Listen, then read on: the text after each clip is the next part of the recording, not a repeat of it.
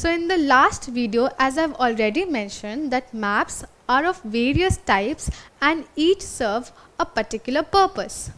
Say for example, your father wants to take you to a Europe tour this winter vacation, and he decides to make you visit the most popular attractions in London first. Now for some reason you all have no access to Google Maps and the place is new to you and your father. How will you carry on with the trip? Well, so here's a map that will help you. This particular map shows you the most popular attractions in London, so you can carry on with your trip easily. Isn't that amazing? So let's take a look at this map. What do we see? This is a map showcasing the percentage of fast food chains in the USA. Therefore, for a researcher who wants to know which areas have a larger concentration of fast food chains and which areas have a smaller concentration of fast food chains, he can refer to this map. Fast food chains include KFC, Subway, McDonald's, etc. etc. Therefore, we can conclude by saying that maps are of various types and each serve a particular purpose. So, what can you understand from this particular map? This map shows India, our country, and the neighboring countries, the different water bodies surrounding India, islands, the states within India. But what say I want to study a particular state in details and the roads, the rivers, the valleys inside that particular state. Now, does this map give me that much of information? Well, no. So for that, what do? I take the help of this map. Say for example, I want to study West Bengal in details. So here's a map showcasing West Bengal where there are many minute details including rivers, different districts, different roads. So what is the difference between these two maps? Well, here we are studying a large geographical area with less details. Therefore, this is called a small scale map. Okay? But when we are studying a small area with larger details, it is called a large scale map. So now we know that this which is giving us less detail and showing a larger area is a small scale map, while this which is showing a small area with larger details is called a large scale map. Moving on. So here is a small scale map, and when we zoom in, where we get details of every road, every corner, every restaurant, it becomes a large scale map, right? Okay. So now can you help me answer this question? Which map shows a small area with more details? So is it the large scale map, small scale map, topographical map, or the geological map? Well, the answer is very simple. It is the large scale map. Okay. So when you read a storybook, can you skip chapters and still know the story completely? It's not possible. Similarly, when we read a map, we need to be careful of all the elements that are present in the map. Just like a story is incomplete without a title, similarly, a map too is incomplete without a title. Now, can you tell me what this map wants to tell us? It would be very difficult to understand. But what say I add something? I add a title to it. Now it becomes easier to understand that this map wants to tell me about states that are producing rice. Therefore, by adding a title to the map, it becomes easier to read the map. Right? Moving on. Okay, coming to the second element, scale. Now take for example, the government wants to construct a park as a tribute to Mr. Chandi Prasad Bhatt, who is a social activist and an environmentalist. Now the area which is to be taken, which is to be constructed as a park, measures a length of 10 kilometers. Now is it possible for a man to map that 10 kilometer on a flat piece of paper? It's not possible. So for that we need scale. We first will read and understand the definition, then the types of scales, and then we will understand the application. Therefore, a scale is often represented as a ratio between the distance on the ground and the distance on the map. Let's understand how. Well, so coming on to the first type of scale, that is the statement scale. A statement scale is one in which we write it in a statement of how we want to present a particular scale or a particular measurement. Now here it reads 1 inch to 1 mile. What does that mean? This simply means that 1 inch on the map will be equal to, or rather will represent 1 mile on the actual ground, right? Now, this is another type of scale called the graphical scale. Graphical scale and the statement scale have the same purpose to serve, but they are just represented in different forms. See here, the graphical scale is one where we have a graphical representation of the measurement. Say for example this, here it is written 1 inch equal to 1.576 miles, which only means that 1 inch on the map will be equal to 1.576 miles on the actual ground, right? Okay, moving on to representative fraction. Representative fraction is an important component while understanding or reading scales, right? So what is representative fraction? It is the distance on the map to the distance on the ground. So therefore it's a ratio between the distance on the map to the distance on the actual ground. Can we understand this better? Let's see how. Take for example, we are measuring an area with a length of 10 kilometers. Right? As I've already mentioned earlier, for example, the park that has to be built as a tribute. Say for example, that park is 10 kilometers in length. So can we map it on the flat piece of paper?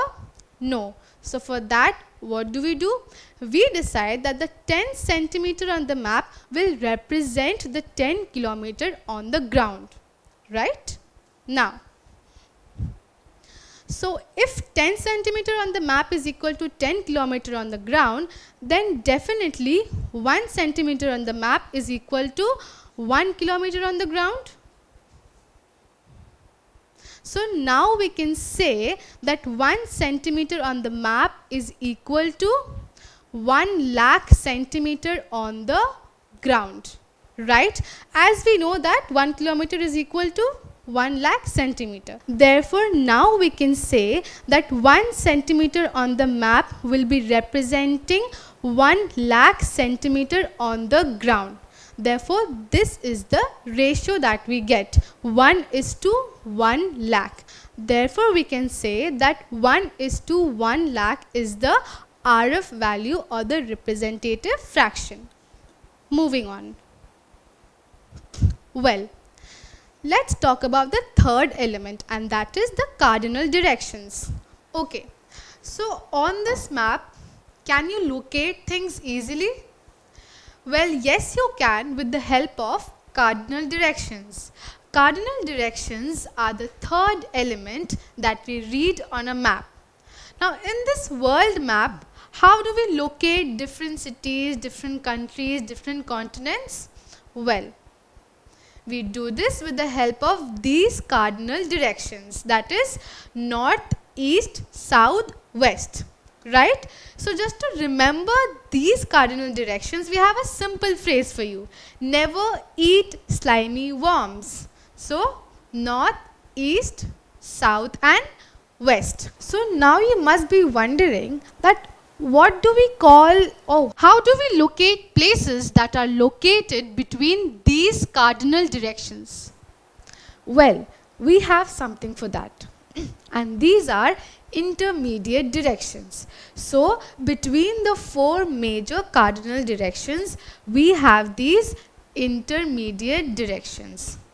So between north and east, we have northeast. Between east and south, we have southeast. Between south and west, we have southwest. And between west and north, we have northwest.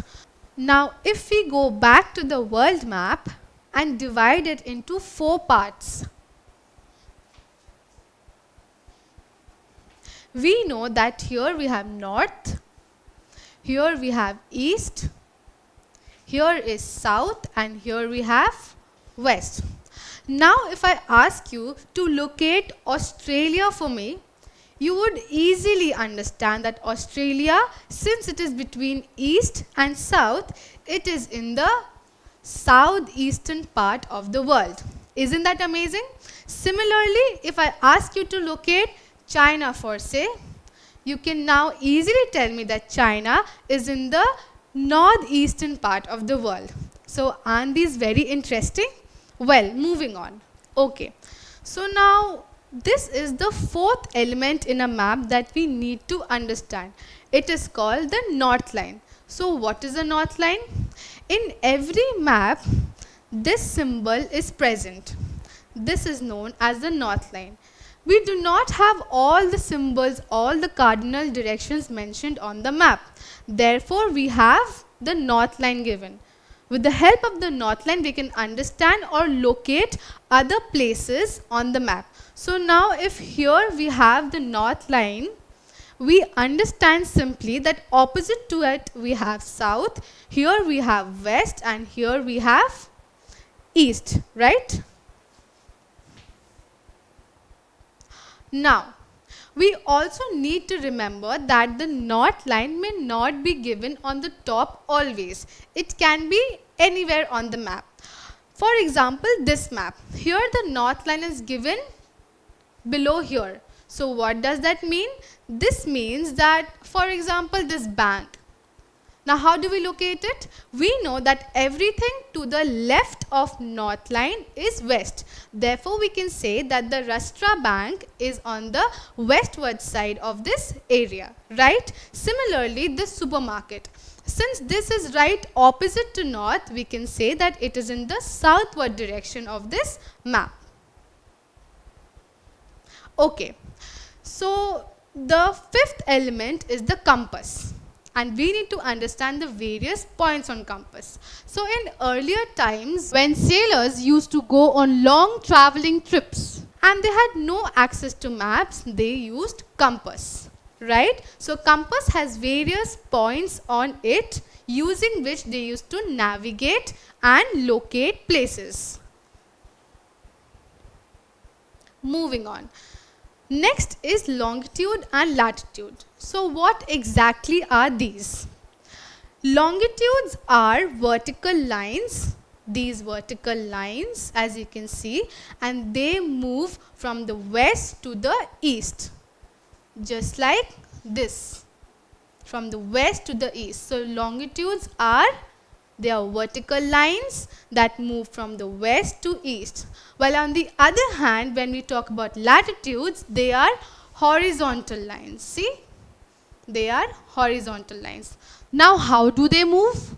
They move from the equator to the north or from the equator to the south, right? So, these are latitudes. So, now we know what are latitudes and what are longitudes. Moving on. Right. So, next we come to grids.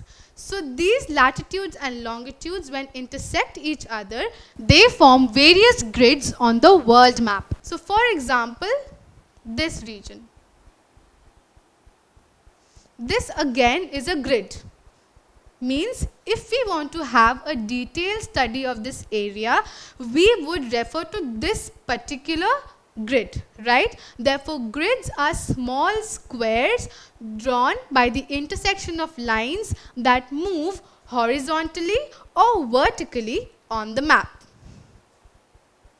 Moving on to the next element. So from this map, we can understand that this is showing the population of India. Well, now can you locate the most populated state in India? It will be very difficult, as all of these are of different shades of brown. But how do we understand which is the most populated? This is done with the help of a legend. Therefore, this is a legend. A legend helps us to understand what exactly is there on the map. So now if you take a closer view, the darkest color of brown, the darkest shade tells us that it represents a population of 150 to 200 million people. Now you can easily say that since Uttar Pradesh has the darkest color, it is the most populated state in India, right? Therefore, this is a map showing population density across India with a legend. Okay, so now we need to understand the importance of colors in a map. You must have seen maps with different colors on it. Now, what is their importance? Well, each color signifies a particular physical feature on the map. Let's understand. Coming to the first color. This brown color tells us about the topographic contours that quantify elevation, just like you can see here. Now, what do they signify? These topographic contours signify the elevation of the land. Whether it's a hill or it's a plateau or it's a plain, we understand with these contour lines. This blue color. Now we know that everything that is colored blue on the map will signify lakes, streams, ditches and any other water body. Then we have this red color, which tells us about land grids and important roads. See here on the map, this here tells us that this is an important road in this particular area. Then we have this black color.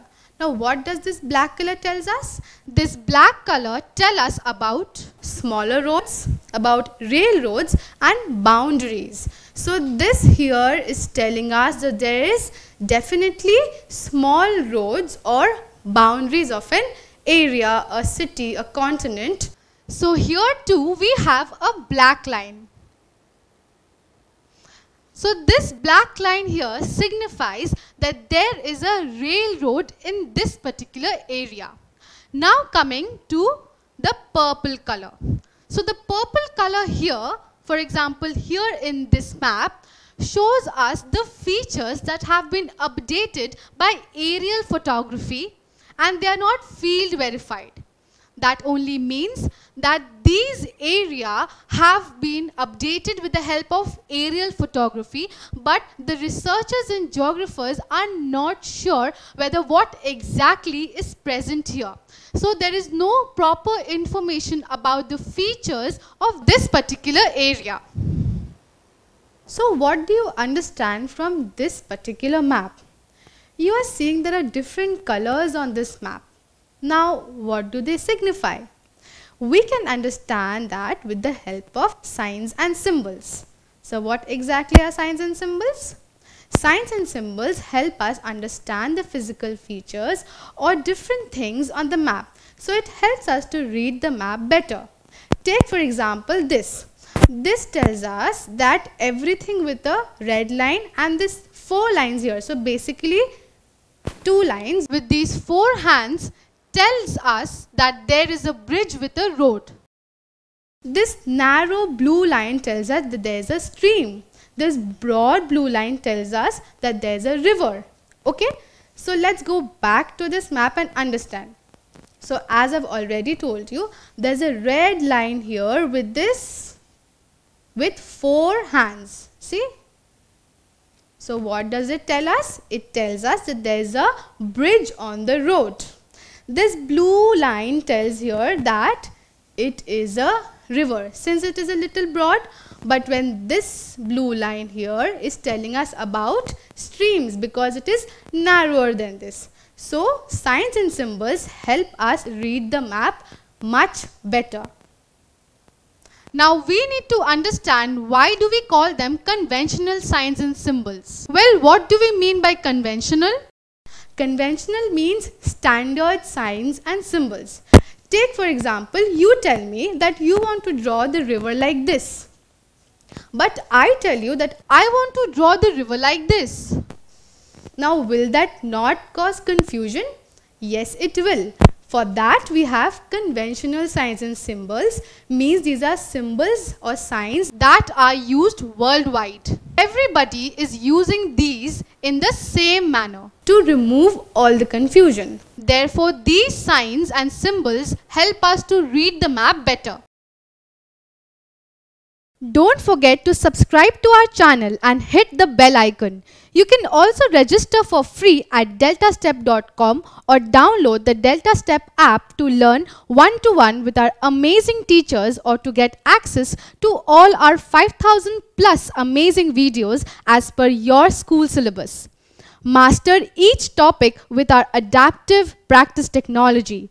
Get million plus questions with step-by-step solutions and unlimited mock test. Get all your doubts resolved instantly. Learn via games and win amazing prizes like PlayStations and iPads. So at DeltaStep, learning is not just fun and easy, it is rewarding too. So register for free now.